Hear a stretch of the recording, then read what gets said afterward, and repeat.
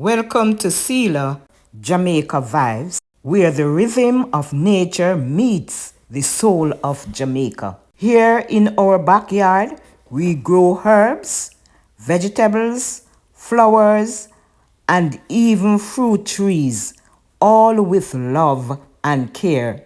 Whether you're passionate about gardening, curious about natural living, or just love the beauty of tropical nature, this is your space to slow down, breathe deep, and take in the vibes. So join us as we plant, nurture, and grow one seed, one tree, one good vibes at a time. Don't forget to like, comment, share, and subscribe to feel the garden energy.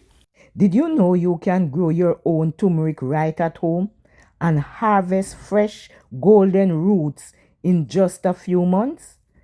In this video, I'll show you step by step how to plant, grow, and harvest turmeric successfully, even if you are a beginner.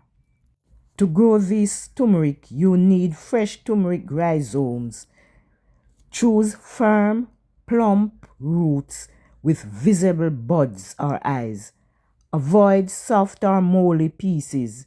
The healthier the rhizome, the bigger your harvest. How to prepare your soil. Turmeric loves loose, rich, well-drained soil, sandy soil. Mix compost, garden soil, sand or cocoa peat. Turmeric does not like waterlogged soil, so drainage is very important. When you are watering, you make sure you water lightly after you plant and keep the soil moist but not soggy. And turmeric grows best in warm weather between 20 to 35 degrees Celsius or 68 to 95 degrees Fahrenheit, and it loves partial sunlight. You can add compost every 4 to 6 weeks for bigger rhizomes. Turmeric takes about 8 to 10 months to fully mature.